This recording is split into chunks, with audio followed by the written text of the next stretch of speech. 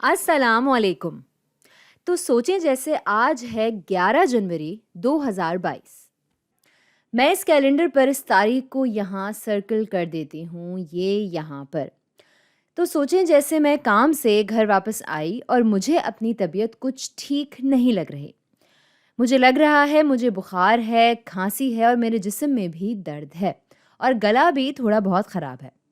सारी बीमार करने वाली चीज़ें इस वक्त मुझे महसूस हो रही हैं और ये आज पहला दिन है जो मुझे ऐसा महसूस हो रहा है।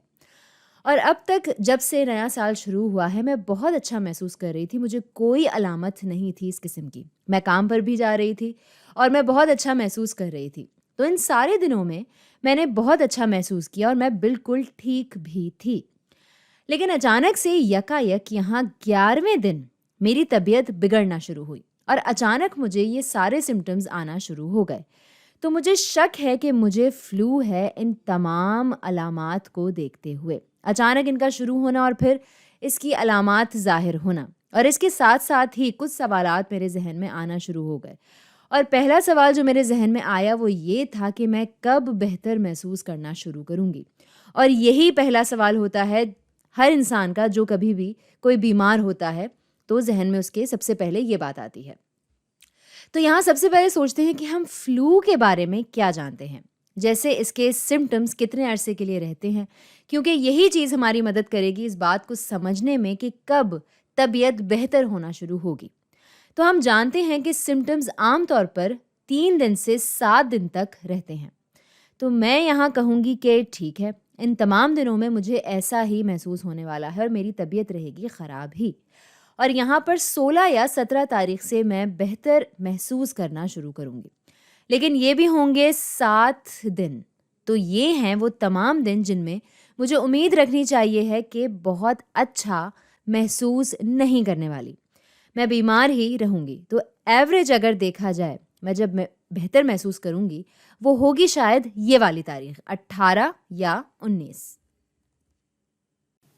ये है वो तारीख या इस तारीख पर शायद मैं बेहतर महसूस करूं। तो इस कैलेंडर के मुताबिक मुझे जनवरी 18 या 19 तक अच्छा महसूस कर लेना चाहिए। तो ये होगी मेरी टारगेट तारीख और ये बिल्कुल एग्जैक्ट नहीं होती, ये एक रफ आइडिया है। अब अगली चीज़ क्या है जो लोग आम तौर पर फ्लू के बारे में जानना चाहते हैं, वो ये कि हमें ये फ्लू आखिर लगा कहाँ से। तो मैं भी यही जानना चाहती हूँ कि ये फ्लू आखिर मैंने कहाँ से उठाया। तो मैं इस पर भी सोचती हूँ और याद करती हूँ कि 10 तारीख तक तो मैं ठीक थी और 11 तारीख से मेरी तबीयत ख़राब होना शुरू हुई। तो आप यहाँ यही सोचेंगी कि ये फ्लू आपने यकीनन 10 तारीख को ही उठाया है, यानी जुमेरात को। लेकिन असल में आपको थोड़ा सा पीछे जाना पड़ेगा। आप यहाँ 4 दिन तक पीछे जा सकते हैं। तो अगर हम ऐसा करें तो इस हफ्ते में ये कोई भी वक्त हो सकता है और इस वक्त के दौरान मैंने उठाया है किसी से फ्लू, तो ये मैं यहाँ लिख लेती हूँ। जनवरी की 7 तारीख से 10 तक ये है वो विंडो जिसमें शायद किसी ने मुझे ये तोहफा दिया है। अब मुझे कैसे पता चलेगा कि ये मुझे किससे मिला है? शायद मैंने किसी दरवाजे के हैंडल को हाथ लगाया हो जहाँ से ये मुझे मिला हो, या शायद टीवी रिमोट से। और इस तरह की माहौलियाती चीज़ें, कभी कभी बीमारियाँ आप इनसे भी ले सकते हैं। लेकिन फ्लू जो है ये अक्सर किसी इंसान से ही लगता है और जो इसकी वजह है वो ये है कि इसमें होता है आरएनए जो कि महफूज होता है इस एनवेलप में। याद है आपको ये ग्रीन लेयर, ये डबल लेयर, ये है लिपिड या फैट बायलेयर इसकी। और इसकी होती हैं 2 तहें लिपिड या फैट की। और ये है वो चीज़ जिसे हम कहते हैं हमारा एनवेलप।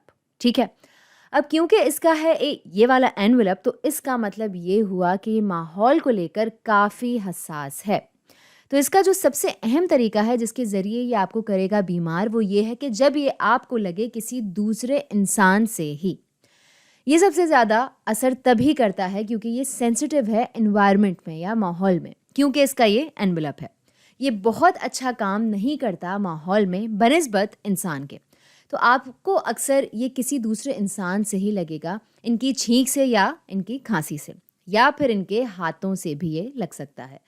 तो ये पता करने के लिए कि मुझे ये किस इंसान से लगा, मुझे सोचना पड़ेगा कि मैं किस से मिली थी जनवरी की 7 तारीख से 10 के दरमियान जो था बीमार। अब मुझे ये भी देखना और सोचना है कि मैंने आगे और किस-किस को ये फ्लू दिया होगा, क्योंकि आप किसी और को फ्लू दे सकते हैं और ये मैं यहाँ दिखा भी देती हूँ। आप फ्लू देने की सलाहियत रखते हैं अपनी अलामात या सिम्पटम्स के आने से 1 दिन पहले भी। तो 10 तारीख ये वो आखिरी दिन है जब मैं बिल्कुल ठीक थी।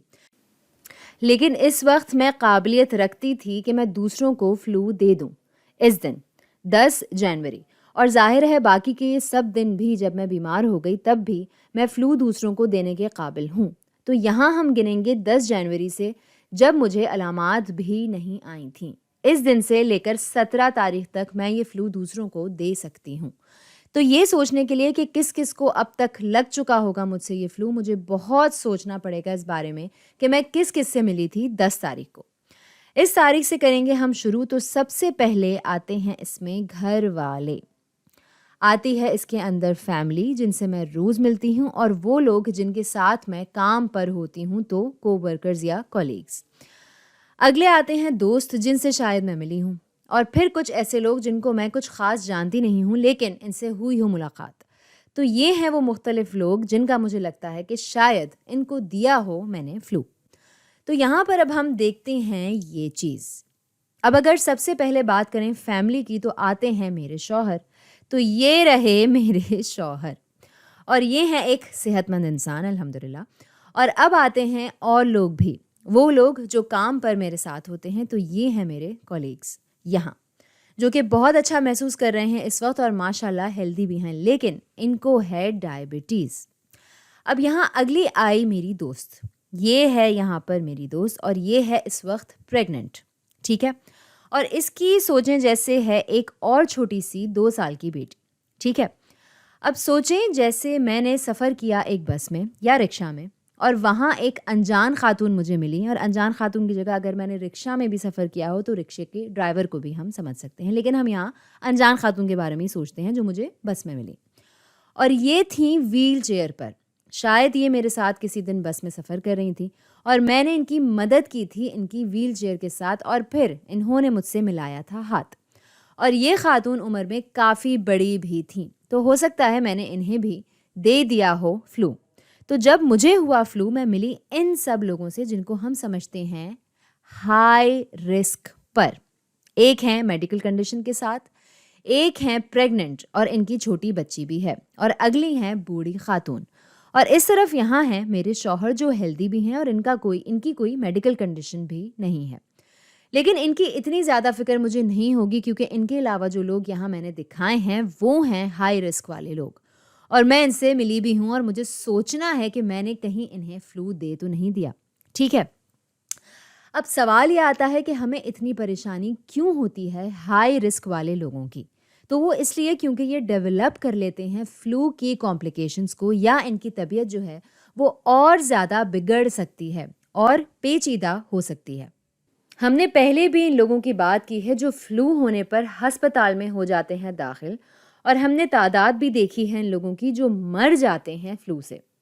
अब ये हाई रिस्क वाले लोग जो पेचीदगियाँ इनके साथ हो जाती हैं वो हैं बहुत सारी। फ्लू बहुत सी मुख्तलिफ कॉम्प्लिकेशंस पैदा कर सकता है। मैं यहाँ कुछ दिखाऊंगी आपको। तो सोचें जैसे ये यहाँ आपके हैं फेफड़े यानी लंग्स। मैं यहाँ पर आपके लंग्स की 2 ब्रांचेस बना रही हूँ। ये जैसे जा रही है लेफ़्ट लंग में और दूसरी जा रही है राइट लंग में। तो ये है आपका ट्रैकिया जो कि स्प्लिट हो रहा है और आप जानते हैं कि इन्फ्लुएंज़ा या फ्लू जो है वो असर डालेगा आपके रेस्पिरेटरी ट्री के सेल्स पर। तो ये यहाँ करेगा इन्फ्लेमेशन और बॉडी देगी यहाँ इम्यून रिस्पॉन्स। अगर ये रद्द-ए-अमल या ये रिएक्शन जो है वो बहुत बड़ा हुआ और अगर ये है यहाँ एयरवेज के गिर्द, ये ब्रोंक्यूल्स यहाँ पर, इसको मैं यहाँ ज़रा सा और बना लूँ तो अगर ये रिस्पॉन्स बहुत स्ट्रॉन्ग होगा यहाँ ब्रोंक्यूल्स में तो हम इसे कहेंगे ब्रोंकाइटिस। तो किसी को शायद हो जाए ब्रोंकाइटिस फ्लू के नतीजे में। अब शायद किसी और इंसान को यहाँ इन्फ्लेमेटरी रिएक्शन इधर एयर सैक्स में हो और अगर ऐसा होगा तो शायद आप इसे कहेंगे निमोनिया। और अब यहाँ आपके पास होते हैं स्मूथ मसल्स जो कि गिर्द होते हैं इन ब्रोंक्यूल्स के और कभी कभी ऐसा होता है कि फ्लू जो है वो इन मसल्स को करता है असरअंदाज और ये मसल्स होते हैं ट्विच, इनमें होने लगता है स्पैज़म। आपने मसल पुल होने का लफ्ज़ यकीनन सुना होगा, ये इससे 10 गुना ज़्यादा लगा लें, स्पैज़म कहते हैं इसे। और अगर ये होगा तो हो सकता है अस्थमा का अटैक। तो फ्लू की वजह से ये सारी चीज़ें हो सकती हैं और ये वो चीज़ें हैं जो आपको अस्पताल पहुंचा सकती हैं। ये साबित हो सकती हैं फेटल भी। और इसके अलावा भी बहुत चीज़ें हो सकती हैं जैसे साइनस इन्फेक्शन या नेज़ल इन्फेक्शन जैसी चीज़ें। तो यहाँ हमने देखी कुछ कॉम्प्लिकेशंस जो लोगों के साथ हो सकती हैं और आपको ये याद दिलाना ज़रूरी है कि जो हाई रिस्क वाले लोग हैं इनका ख्याल रखना कितना ज़रूरी है। तो आज के लिए इतना ही।